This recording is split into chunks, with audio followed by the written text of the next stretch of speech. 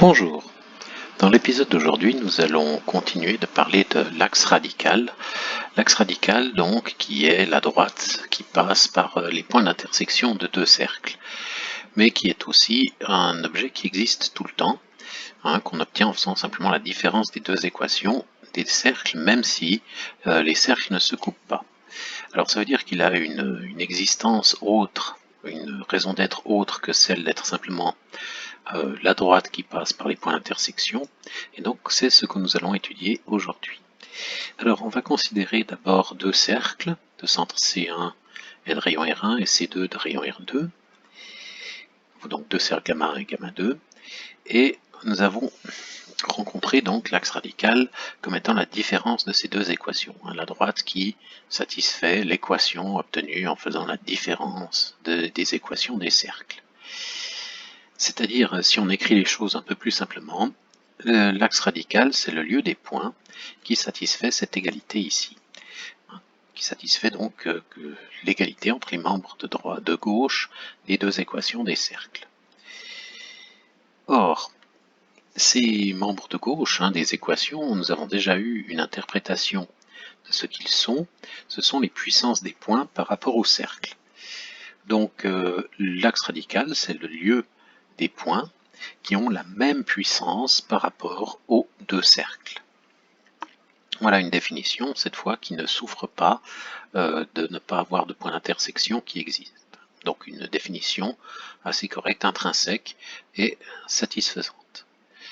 Donc une première propriété que nous allons voir déjà, c'est quelque chose qu'on sait intuitivement mais qu'on n'a jamais vérifié pour le moment, c'est que l'axe radical, c'est une droite qui est perpendiculaire au vecteur C1, C2. Alors pour cela, nous aurons besoin d'un petit lemme. Le lemme, c'est la chose suivante, qui est une propriété des droites assez facile à démontrer, qui intuitivement est juste, mais on va voir pourquoi elle est juste. Donc considérons un vecteur non nul, n, donc le vecteur normal à une droite en fait, et un point, et une constante. Donc on a un objet qui satisfait cette équation-là, n produit scalaire AP égale C, donc c'est tous les points P tels que le vecteur AP, produit scalaire n, donne une constante, donc c'est tous les points qui donnent la même projection, si on veut, sur le vecteur n. Alors c'est une droite perpendiculaire au vecteur n. Pourquoi? Bon, c'est assez facile en fait, comme n est un vecteur non nul, il existe un scalaire, lambda, tel que lambda n, produit scalaire n, c'est c. En fait, il suffit de prendre lambda égale c divisé par le carré de la norme de n. C'est assez facile, ça ne mérite pas plus de s'y attarder. Et on va prendre le point B, qui est le translaté de A par le vecteur lambda n. Alors, on peut réécrire notre équation de droite ici, comme étant n produit scalaire AB plus BP égale C. On développe, on distribue le produit scalaire, et ça nous donne lambda produit scalaire n fois lambda n produit scalaire n plus n produit scalaire BP égale C. Et ça, par construction, par définition de ce qu'on avait ici, par définition de lambda, c'est C. Donc on obtient ceci, et ceci, ça nous donne que n produit scalaire BP égale 0. Et ça, c'est l'équation d'une droite. On sait que c'est l'ensemble des points P, tel que le vecteur BP est perpendiculaire à n, donc c'est la droite perpendiculaire à n qui passe par B. Voilà donc pour ce petit lemme. Maintenant, revenons vers la propriété. Donc on a l'égalité ici entre les deux puissances de points par rapport au cercle. Ça, on va pouvoir faire apparaître le vecteur C1, C2. Ce qui se passe, c'est que ici C1 est comparé, P est comparé à C1 et P est comparé à C2. On aimerait avoir une référence uniquement entre un seul point, avec un seul point, donc on voudrait avoir C2P les deux fois. Alors pour ça, on écrit C1, C2 plus C2P à la place de C1P. Voilà, ça c'est le carré d'une norme, donc un produit scalaire déguisé, du vecteur avec lui-même. Donc on peut distribuer donc ce produit scalaire, ça nous donne ceci. Donc le carré de la norme du vecteur C1, C2, plus 2 fois ce produit scalaire ici, plus le carré de la norme de C2P moins R1 au carré égale norme de C2P au carré moins R2 carré. Alors, il y a des choses qui vont s'éliminer. C2P au carré, c'est la norme de C2P au carré disparaît. Et on va pouvoir passer tout ce qui est constant de l'autre côté. Donc, on soustrait C1, C2, norme au carré. On ajoute R1 carré. Et finalement, on peut diviser par 2 et on obtient ceci, cette chose-là. Le vecteur C1, C2, produit scalaire, c'est le vecteur C2P égale une constante. Par le lemme, c'est une droite, et une droite qui est perpendiculaire au vecteur C1, C2. Donc l'axe radical est toujours perpendiculaire à la droite qui passe par les centres des cercles. Donc voici une illustration, voici donc un axe radical, l'axe radical de ces deux cercles ici, et il y a une perpendiculaire. La question maintenant, c'est comment construire le point I. Alors le point I, bon, remarquez, on peut encore, remarquons juste donc que l'axe radical existe, et puis qui se comporte assez bien, pas de problème. Donc comment construire ce point I, ici? Parce que puisqu'on sait que l'axe radical est perpendiculaire à C1, C2, il nous suffit de connaître un point. Le point le plus facile à connaître semble être le point I. On va se demander comment faire pour le trouver. Alors pour cela, d'abord une petite remarque. I, c'est un point de l'axe radical, donc les puissances des points par rapport au cercle sont égales. On peut écrire ça comme ça. J'ai pas mis les vecteurs, j'ai juste mis ça comme longueur de segment. Donc le carré de la longueur du segment CI1 moins R1 au carré égale le carré du segment CI2, C2I, moins R2 au carré. On peut réarranger les termes et obtenir C1I au carré plus R2 carré égale C2I au carré plus R1 carré. Et ça devrait faire penser un peu au théorème de Pythagore. En fait, ça veut dire que le point I, c'est un point qui est une extrémité de deux triangles rectangles. Un triangle rectangle dont une cathète est C1I et l'autre cathète R1, et un triangle rectangle dont une cathète est de longueur C2I et l'autre cathète R2. Et ce que dit cette égalité ici, c'est que les hypoténuses de ces deux triangles sont égales, de même longueur. Donc ça veut dire en particulier que ces points ici, les points qui sont sur les sommets, qui sont sur le troisième sommet, qu'on n'a pas autre que C1, I et C2, donc les troisièmes sommets ici et là, sont à une distance constante de I, donc sont sur un cercle centré en I. Donc ça va nous fournir en fait tous les moyens de construire le point I, cette remarque-là. Il va falloir d'abord construire les triangles rectangles, puis le centre de ce cercle. Alors, voici le protocole de construction. Ce qu'on va faire d'abord, c'est construire le cercle gamma 1', centré en C2 et de rayon R1, donc lui. Ensuite, on va construire le cercle gamma 2', centré en C1 et de rayon R2. Voilà. Ça, ce sont les longueurs des cathètes qui nous manquent, en fait. On va construire la perpendiculaire à la droite C1, C2 qui passe par C1. La perpendiculaire à la droite C1, C2 qui passe par C2. P1, donc la première perpendiculaire coupe le cercle gamma 2' en deux points, A1 et B1. Même chose pour P2, qui coupe gamma 1' en A2 et B2. Et maintenant, donc ces points A1, B1, A2 et B2 sont cocycliques, ils sont sur un seul et même cercle qui est centré en I. Donc il nous suffit de trouver en fait le centre du cercle passant par ces 4 points. En fait, 2 points suffisent, il suffit de connaître le cercle qui passe par A1 et A2 puisqu'on a déjà en fait le I doit appartenir à la droite C1, C2. Donc ce qu'on fait, c'est qu'on construit la médiatrice de A1 et A2. On aurait pu choisir A1, B2 ou B1, A2 ou B1, B2, ça revenait au même. Cette médiatrice, maintenant, va couper la droite C1, C2 en I. Et on a notre axe radical. Donc voilà comment on construit l'axe radical si jamais de façon purement géométrie euclidienne. Et c'est une construction qui fonctionne toujours, hein. On peut changer les distances, changer les rayons, ça n'est pas un problème, la construction fonctionne. Sauf quand l'axe radical n'existe pas, ce qui se produit quand les cercles sont concentriques. Et en dehors de ce cas, pas de problème. Alors, maintenant, considérons nos deux cercles, hein. Nous allons voir quelques propriétés sur ces deux cercles. Donc, prenons ρ leur axe radical. On va se poser la question suivante. À quelles conditions gamma 3, un troisième cercle, admet-il ρ comme axe radical avec gamma 1? Donc ρ c'est l'axe radical de gamma 1 et gamma 2. Et si je prends un cercle gamma 3, est-ce que ρ est aussi l'axe radical de gamma 1 et gamma 3? Alors gamma 3, a priori non, hein, il n'y a pas de raison, mais il y a peut-être des conditions sur gamma 3 pour que ce soit le cas. Et notons aussi que si c'est le cas, alors ρ est aussi l'axe radical de gamma 2 et gamma 3. Donc en prenant deux cercles sur 3, on doit obtenir le même axe radical dans tous les cas. Alors, on sait que l'équation de l'axe radical s'obtient en faisant la différence des équations de gamma 1 et gamma 2.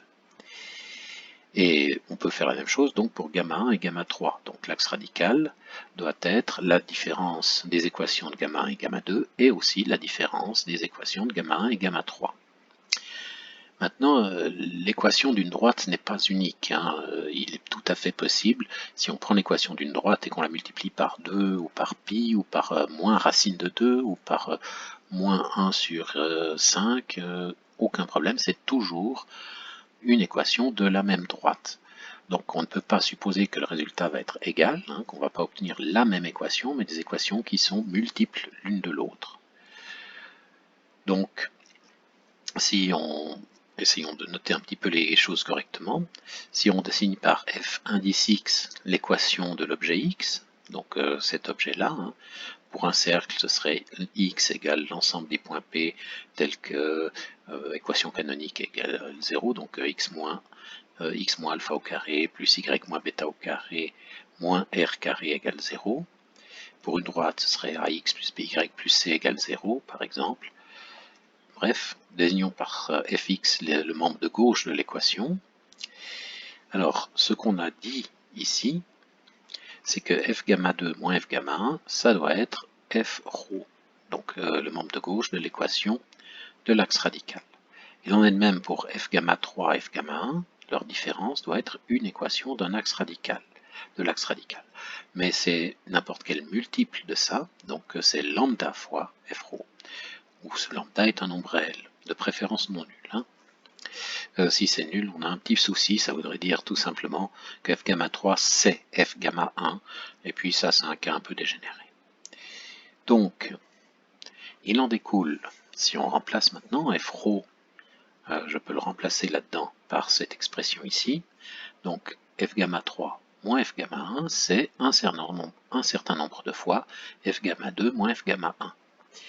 En réarrangeant l'ordre de ces choses-là, on trouve que f gamma 3, c'est lambda f gamma 2 plus 1 moins lambda f gamma 1. Ok, donc ça, en fait, ça veut dire que l'équation du cercle gamma 3 est une combinaison linéaire des équations de gamma 1 et gamma 2. Et c'est la notion de faisceau. On a déjà eu ça avec les faisceaux de droite, et bien on a la même chose avec les faisceaux de cercle. Donc, voici une définition de ce qu'on appelle par faisceau, hein, puisqu'il nous faut que ça marche pour les droites et les cercles.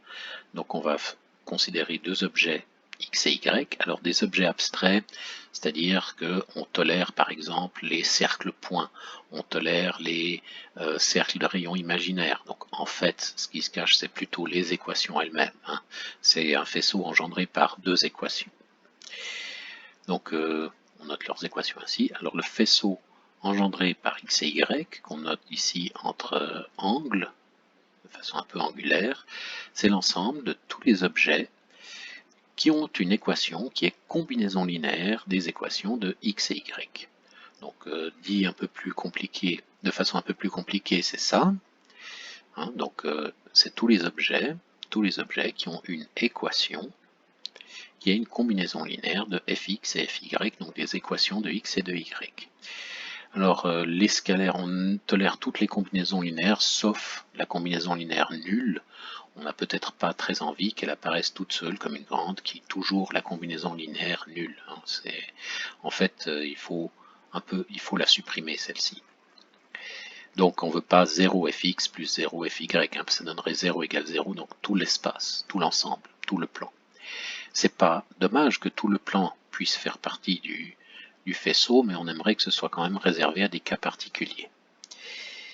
Donc, comme dans le cas des droites, hein, on peut se ramener à un seul paramètre, par exemple en divisant par lambda plus mu, ici, et on obtient donc l'expression de tout à l'heure. Sauf qu'avec une expression comme celle-ci, il n'est pas possible d'obtenir l'axe radical. Hein. L'axe radical s'obtient en prenant deux paramètres qui sont opposés l'un de l'autre, et il n'est pas possible d'avoir lambda qui est égal à 1 moins à l'opposé de 1 moins lambda. Alors ça nous ferait lambda plus égal moins 1 moins lambda, oui, on obtiendrait 0 égale 1. Donc ça exclut le cas de l'axe radical. On ne peut pas obtenir l'axe radical comme élément du faisceau si on se limite à ce seul paramètre ici. Donc on écrira plutôt lambda lambda fois fx plus mu fois fy, ou on pourrait aussi se ramener à un seul paramètre en prenant ici cos de lambda et sin de lambda. Là on couvrirait tous les cas. Bien, alors maintenant, on sait que les faisceaux sont importants. Alors, je me fais un peu d'ordre, hein, je place la définition à gauche, on va la garder, définition du faisceau, voir quelques propriétés. Donc, premièrement, donc ça c'est juste une propriété un peu stupide qui ne dépend pas vraiment du faisceau, mais il faut la noter. Là, ce que je veux dire, c'est qu'une équation de x, où lambda fois cette équation, donne le même objet. Donc, en fait, les faisceaux sont insensibles à la multiplication des équations par un scalaire non nul. Ensuite, échanger le rôle des objets va rien changer du tout. Hein. Si on change le rôle des équations, on n'a qu'à changer le signe des coefficients dans les combinaisons linéaires et on obtient les mêmes objets. Un peu comme la résolution de droite, en fait, c'est exactement ça même. Quand on résolvait les droites, on utilisait la méthode du pivot de Gauss.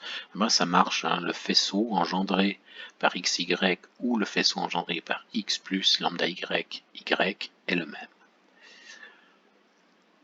Maintenant, autre propriété, si je prends un objet dans un faisceau donné par deux objets, en fait, on peut engendrer le même faisceau en prenant x et z, ou y et z, bon, pourvu qu'on ne prenne pas z égale x, ou ici z égale x. Hein. Z égale x est interdit, sans ça on n'engendre rien, pas grand chose.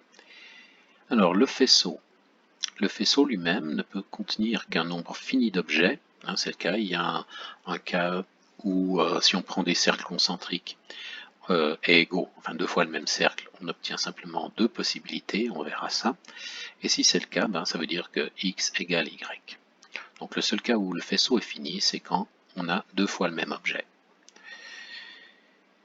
Ensuite, une propriété des faisceaux qu'on a vu sur les droites, quand on prend un point P sur les deux objets à la fois, sur deux objets qui engendrent le faisceau, alors c'est un point qui appartient à tous les objets du faisceau. Et même, c'est même une équivalence. Donc il suffit qu'un point appartienne à deux objets distincts du faisceau pour qu'il appartienne à tous les objets du faisceau. C'est comme ça qu'on résolvait le problème d'intersection de cercles et de droites. Et c'est même aussi comme ça qu'on résolvait le problème de l'intersection de deux droites aussi.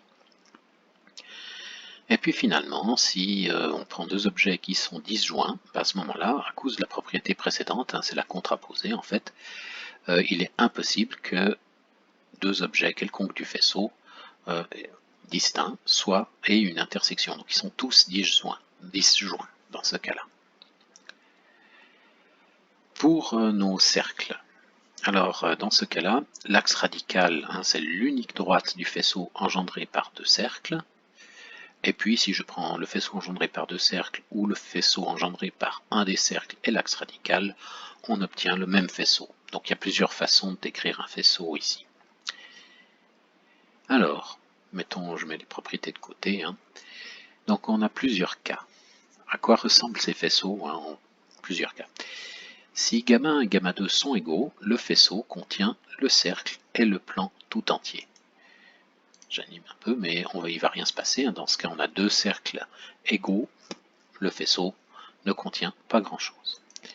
Alors le plan tout entier, c'est le cas quand on fait la différence d'une équation par elle-même.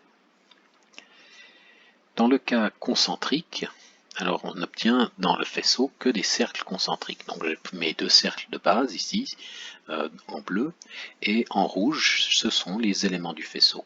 Alors on ne voit pas forcément tout le temps quelque chose, parce que soit le cercle est trop grand, soit le cercle est trop petit, soit parfois on a des cercles de rayons imaginaires, c'est possible. Donc que contient un tel faisceau? La plupart du temps ce sont des cercles centrés au centre C, au même centre que les deux autres. Il y a le cas où le centre lui-même, oui, on peut obtenir le centre lui-même comme un objet du faisceau. Ce serait x moins alpha au carré plus y moins bêta au carré égale 0. Le seul objet qui satisfait ça, c'est un cercle point, un cercle de rayon nul, donc le point lui-même, et c'est un objet qui appartient au faisceau. Et on peut aussi obtenir des cercles de rayons imaginaires. Ça, on n'a pas de chance, il s'est trouvé qu'on doit avoir une somme de carrés qui est négative. C'est un problème, mais ça arrive. Ensuite, passons maintenant à un autre cas. Quand les cercles sont disjoints, donc là on a un bel axe radical, quand les cercles sont disjoints, on a le faisceau qui contient nos deux cercles de base, l'axe radical lui-même, et deux cercles points qu'on devine. On voit les cercles se rapprocher là par ici, un cercle point, et puis de l'autre côté il va apparaître, voilà, donc deux cercles points qui sont éléments du faisceau, et l'axe radical par symétrie doit être la médiatrice de ces deux points. Et puis il y a tout un moment où on ne voit rien à l'écran, c'est lorsqu'on a des cercles de rayons imaginaires, des cercles dont le carré des rayons est négatif. Donc là, pas de cercle, voilà, il a apparu. Voilà. Donc c'est des choses qui arrivent quand on a deux cercles disjoints comme ceci. On peut aussi avoir des cercles tangents, donc ça c'est le cas des cercles tangents. Alors quand on a des cercles tangents, on a un seul cercle point, c'est le point de tangence lui-même. On a l'axe radical qui est la tangente en fait, et tous les cercles qui sont tangents à cet axe en ce point. Donc pas de cercle de rayon imaginaire ici, juste un cercle point, donc un peu dégénéré, pas trop, il y a juste cette petite dégénérescence, et puis tout le reste est normal. Et finalement, on a le cas où les deux cercles sont concurrents, donc ils s'intersectent, ils sont séquents, disons, pardon, pas concurrents, ils sont séquents, et à ce moment-là, on obtient tous les cercles qui passent par les points d'intersection, et l'axe radical lui-même. Donc pas de cercle point, pas de cercle dégénéré, pas de cercle de rayon imaginaire dans ce cas. Voilà, ces faisceaux, ce sont des objets vraiment très très beaux à voir. Ils ont encore plein d'autres propriétés, je ne sais pas si je ferai un hors-série sur les propriétés des faisceaux de cercle. En particulier, il y a un point intéressant, c'est lorsqu'ils sont orthogonaux. Et les faisceaux nous aideront très souvent à déterminer, nous aideront beaucoup. Par exemple, dans le cas en dimension 3, tout ça se généralise en dimension 3 pour des sphères. Il faut prendre un plan radical et des sphères, les sphères de deux plans le plan radical de deux sphères. Et l'intersection d'une sphère et d'un plan, en général, ça donne un cercle. Donc les faisceaux seront la façon la plus simple, par exemple, problème typique, problème qu'on rencontre dans certains examens, c'est par exemple déterminer l'équation de la sphère qui intersecté avec un plan donne un cercle bien défini et qui passe par un point situé à l'extérieur du plan. Alors il y a deux sphères qui ont cette propriété, normalement en général, je crois. Oui, il y a deux sphères qui qui peuvent satisfaire cette propriété, et pour les calculer, le plus simple, c'est encore de considérer un faisceau. Voilà, ce fut un plaisir de parler de cet objet, de ces objets assez abstraits, mais franchement beaux, et je me réjouis de vous retrouver pour le prochain épisode. À bientôt.